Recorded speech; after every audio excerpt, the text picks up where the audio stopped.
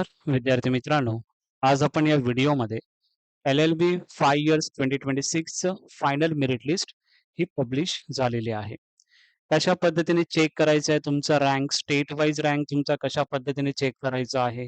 त्यानंतर ओ-बी-सीमध्ये या कॅटेगरीमध्ये तुमचा रँक कशा पद्धतीने चेक करायचा आहे, त्याची सर्व माहिती तुम्हाला या व्हिडिओमध्ये मी सांगणार आहे. त्यानंतर नेक्स्ट स्टेप काय असणार आहे, म्हणजे आता फायनल मेरिट लिस्ट तर पब्लिश झाली. त्यापुढे काय असणार आहे? कोणत्या स्टेप ॲक्शन आपल्याला फॉलो करायचे आहेत? कधी तुम्हाला कॉलेजचे प्रेफरन्स द्यायचे आहेत? म्हणजे ऑप्शन फॉर्म फिलिंग कधी स्टार्ट होणार आहे? त्याची सर्व माहिती स्टेप बाय स्टेप यामध्ये मी सांगणार आहे. त्यासाठी पूर्ण व्हिडिओ बघा, जेणेकरून सर्व डाउट्स तुमचे या व्हिडिओमधून क्लिअर होतील. आपण सी-ई-टीच्या वेबसाईटला आलो आहोत. सी-ई-टीच्या वेबसाईटला आल्याच्या नंतर ॲडमिशन पोर्टल AY 26-27 यावरती क्लिक करा. त्यावरती क्लिक केल्याच्या नंतर LLB 5 इयर्स यावरती क्लिक करा. यावरती क्लिक केल्याच्या नंतर आपल्याला मेरिट लिस्ट यावरती तुम्ही चेक क्लिक करा. यामध्ये टॉप ऑफ द साइड लिहिलेलं आहे round 1 final merit list has been publish. Please check in merit list tab. आता इथे फायनल मेरिट लिस्ट OMSची लिस्ट आहे, महाराष्ट्र स्टुडंटची आहे. नॉट कन्सिडर म्हणजे या लिस्टमध्ये ज्या विद्यार्थ्यांचं नाव आलेलं आहे, ते विद्यार्थी पुढे अप्लाय करू शकतात का? म्हणजे कॅप राउंड 3 ला पार्टिसिपेट करायचं आहे, की कॅप राउंड 2 ला पार्टिसिपेट करू शकतात, त्याची सुद्धा माहिती तुम्हाला याच व्हिडिओमध्ये देईन. आणि एक्स सर्व्हिसमॅन याची लिस्ट सुद्धा तुम्हाला स्टेप बाय स्टेप तुमचं कॅटेगरी वाईज किती रँक आहे, तो सुद्धा यामध्ये मी सांगणार आहे. ओके. सो याच्यामध्ये आता आपण बघितलं तर final merit list Maharashtra state candidate for round 1 ठीक आहे. याच्यामध्ये जो स्टेट मेरिट नंबर तुम्हाला दिलेला आहे तो हा आहे. म्हणजे इथे जो नंबर दिलेला आहे, म्हणजे तुमच्या नावाच्या समोर जो नंबर लिहिलेला आहे तो तुमचा ओव्हरऑल महाराष्ट्राचा तुमचा हा ओव्हरऑल रँक आहे. ओके. या रँकच्या बेसवरच तुम्हाला कॉलेज चांगल्या प्रकारे तुम्हाला भेटत असतात. हा जर तुमचा रँक चांगला असेल तर तुम्हाला टॉपचे कॉलेजेस जे काही GLC असेल, ILS असेल, फिरोदिया असेल, VPM-TMC गव्हर्नमेंट लॉ कॉलेज असेल किंवा तुमचे PGCL Pravin Gandhi law college आहे. ठीक आहे. जे अडवाणी लॉ कॉलेज आहे. म्हणजे जे काही टॉपचे कॉलेजेस आहेत ते तुम्हाला या स्टेट मेरिट नंबरच्या बेसवरती तुम्हाला भेटणार आहेत. प्लस जे विद्यार्थी कॅटेगरीमध्ये आहेत, ठीक आहे. ज्या विद्यार्थ्यांची कॅटेगरीमध्ये आहे स्टुडंट, त्या विद्यार्थ्यांना तुमच्या कॅटेगरीमध्ये किती तुमचा रँक आहे तो तुम्हाला चेक करायचा आहे. समजा 10 स्टुडंट ओ कॅटेगरीमध्ये आहेत आणि तुमचा नंबर हा पहिला आहे. तर तुम्हाला डेफिनेटली तुम्ही चांगला टॉपचा कॉलेजचा फर्स्ट प्रेफरन्स तुम्ही द्याल, तर तुम्हाला तोच कॉलेज अलॉटमेंट होण्याचे चान्सेस हे जास्त असतात तुमच्या कॅटेगरीमध्ये. समजा एखाद्या विद्यार्थ्याने प्रेफरन्स चुकीचा दिला, तर तुम्हाला तो कॉलेज लागणार नाही. त्यासाठी जो तुम्हाला कॉलेज पाहिजे, डिझायर कॉलेज आहे, त्याचा तुम्ही फर्स्ट प्रेफरन्स द्या. त्यानंतर मग हाय टू लो जे आपण सांगितलेलं आहे, हाय टू लो या पद्धतीने तुमची लिस्ट ही बनली पाहिजे. लिस्ट कशा पद्धतीने बनवायची त्याची ऑलरेडी व्हिडिओ बनवलेली आहे. चॅनलला अवेलेबल आहे. वरती आय सेक्शनमध्ये सुद्धा तुम्हाला दिली जाईल. यामध्ये तुमचा जर तुम्हाला भेटत नसेल नंबर, तर हा ॲप्लिकेशन आयडी आहे. L5 ने तुमचं ॲप्लिकेशन आयडी स्टार्ट होतो. तो तुम्हाला यामध्ये फाइंड आउट करायचा आहे. म्हणजे कंट्रोल F करायचं आहे पी-डी-एफमध्ये आणि फाइंड आउट करा. तुम्हाला इथे तुमचा नंबर डायरेक्टली तुम्हाला भेटून जाईल. त्याच्यामध्ये प्रॉपरली नाव तुमचं चेक करा, जेंडर, DOP, प्रिव्हियस कॅटेगरी, त्यानंतर एक सर्व्हिसमॅन स्टुडंट असतील तर ते चेक करा. तुमचं पर्सेंटाइल बरोबर आहेत का? HSC आणि SSC या दोन्ही पर्सेंटेज आणि पर्सेंटाइल हे दोन्ही तुम्ही प्रॉपरली चेक करा.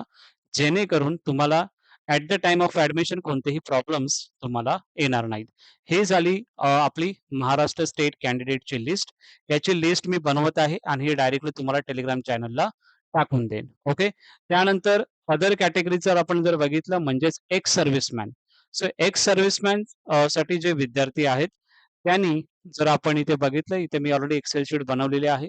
ओपन कॅन्डिडेट असतील किंवा कॅटेगरीचे स्टुडंट असतील, आता समजा एखादा विद्यार्थी SC-BC स्टुडंट आहे, तर त्याच्यामध्ये 52 नंबरचा एक्स सर्व्हिसमॅन आहे आणि 52 त्याचा रँक आहे. मग तुमच्या कॅटेगरी कोणती आहे? SC-BC. मग SC-BCमध्ये तुमचं कॅटेगरीमध्ये रँक किती आहे? जर 52 आहे, तर 1, 2, 3 आणि 4 म्हणजेच 52 हा तुमचा जो आहे तो तुमचा 4था रँक आहे तुमच्या कॅटेगरीमधून. ओके. अशाच पद्धतीने स्टेट मेरिटचा जर आपण रँक बघितला, हा तुमचा इथे 52 रँक हा तुमचा आहे. अशा पद्धतीने तुम्हाला चेक करायचं आहे आणि तुमचे कॅटेगरी वाईज तुम्हाला हे चेक करायचं आहे, की कॅटेगरीमध्ये माझा नंबर किती आहे, प्लस ओव्हरऑल महाराष्ट्रामध्ये माझा नंबर किती आहे. कॅटेगरीमध्ये फर्स्ट, सेकंड, थर्ड जर आपण असाल, तर डेफिनेटली तुम्ही टॉपचा प्रेफरन्स द्या, जेणेकरून टॉपचे कॉलेजेस तुम्हाला लागून जातील. टॉपचे कोणते कॉलेजेस आहेत त्याच्यावरती एक व्हिडिओ बनवली जाईल, जेणेकरून तुम्हाला आयडिया येऊन जाईल, की कशा पद्धतीने तुम्हाला चेक करायचं आहे प्रॉपरली कॉलेजेस. हे झालं एक सर्व्हिसमॅनसाठी. एक्झाम्पल एक-एक एक्झाम्पल देत आहे आणि जे विद्यार्थी नॉट कन्सिडर्ड लिस्ट म्हणजेच यामध्ये म्हणजे क्वालिफिकेशन रिलेटेड डॉक्युमेंट डिस्क्रिपन्सी आलेली आहे, ॲप्लिकेशन फॉर्म फिलअप केलेला नाहीये, अशा विद्यार्थ्यांचा जो not consider in final merit list यामध्ये नाव आलेलं आहे, अशा विद्यार्थ्यांनी काय करायचं आहे, तर कॅप राउंड 3 मध्ये तुम्ही पार्टिसिपेट करू शकता. कॅप राउंड 3 मध्ये ही विंडो जी आहे ॲप्लिकेशन फॉर्मची, ती विंडो ओपन होईल. त्यामध्ये तुम्हाला जे काही नेसेसरी चेंजेस करायचे असतील, मग तुम्हाला डॉक्युमेंट अपलोड करायचे असतील, क्वालिफिकेशनमध्ये काही चेंजेस करायचे असतील, सर्व काही चेंजेस तुम्ही कॅप राउंड 3 मध्ये तुम्ही करू शकता आणि मग तुम्ही कॅप राउंड 3 ला अप्लाय केल्याच्या नंतर परत एकदा तुमचे व्हेरिफिकेशन होईल. व्हेरिफिकेशन झाल्याच्या नंतर अल्फाबेटिकल मेरिट लिस्ट पब्लिश होईल. त्यानंतर फायनल मेरिट लिस्ट होईल आणि त्यानंतर मग फायनल मेरिट लिस्टला तुमचं नाव आल्याच्या नंतर तुम्ही कॉलेजचे प्रेफरन्स हे देऊ शकता. ओके. या पद्धतीने नॉट कन्सिडर्ड इन लिस्ट यामध्ये ज्या विद्यार्थ्यांचं नाव आलेलं आहे, त्या विद्यार्थ्यांना ही प्रोसेस असणार आहे. सध्या त्याने काहीच करायचं नाहीये. जे काही डॉक्युमेंट्स पेंडिंग आहे ते डॉक्युमेंट्स जमा करा आणि कॅप राउंड 3 होईल, चालू होईल त्यावेळी तुम्हाला मी सांगेन.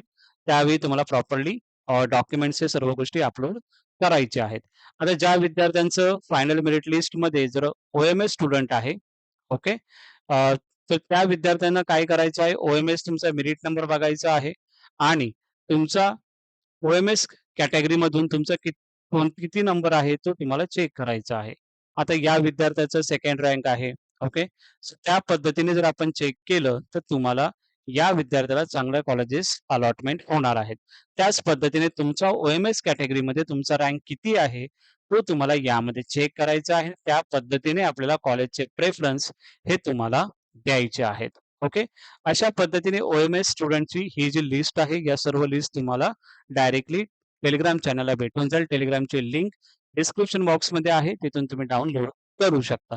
ओके. मध्ये टाईमलाईन तुम्हाला सांगत आहे, की फायनल मेरिट लिस्ट ही 29 जुलै म्हणजे आज ही पब्लिश झालेली आहे.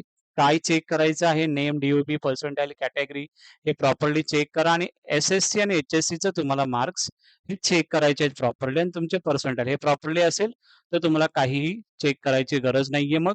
बट तुम्हाला फक्त कॉलेजचे प्रेफरन्स हे कधी द्यायचे आहेत, तेच तुम्हाला यामध्ये मी आता सांगत आहे. कॉलेजचे option form filling expected date मला असं वाटते, की 3rd ऑगस्ट पासून चालू होईल ते 5th ऑगस्ट पर्यंत तुमचे कॉलेजचे प्रेफरन्स हे चालू होतील.